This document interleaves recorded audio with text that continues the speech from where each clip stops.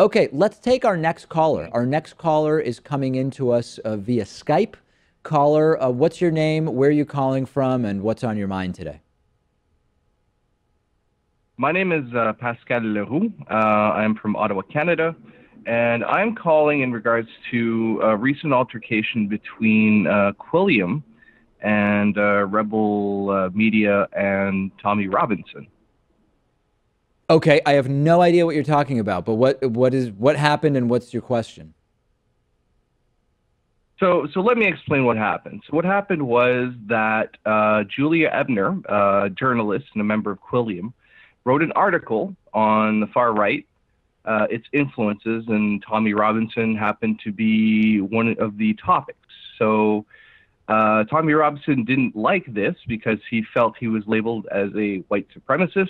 Julia Ebner states that that was not her intention. So Tommy Robinson went to the offices of Quilliam.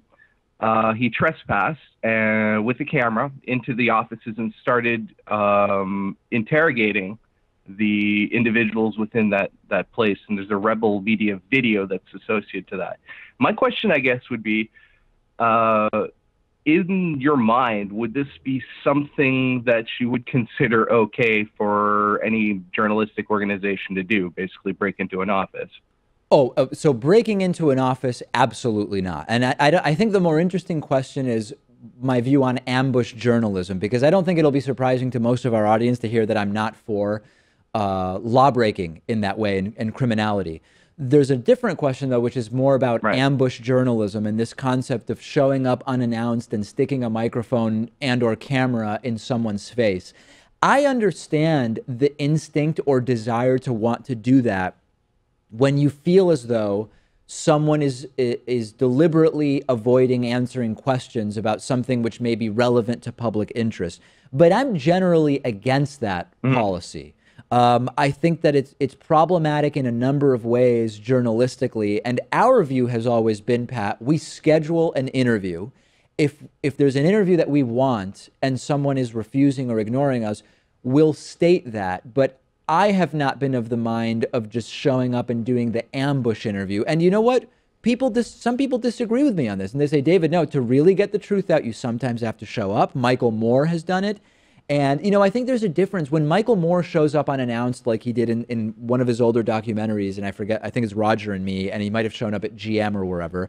He's showing up unannounced and asking for an interview. That's different than waiting outside someone's house to put a camera in their face. It's too bad, though, when legitimate reporters are accused of ambush journalism and perhaps even arrested for trespassing or some other bogus charge. That happened to Amy Goodwin, I think, from Democracy Now! Just a couple of months ago for covering the Dakota Access Pipeline story. Yeah, she was involved in some charges, Amy Goodman from Democracy Now! Although I don't remember exactly what the circumstances were, but I do It was remember. completely manufactured and made up. It was. Yeah. Oh, okay. Yeah, I didn't know too much about the story. So anyway, I think that that's the more interesting question, Pascal. Although, as far as the criminality, I'm against breaking into places.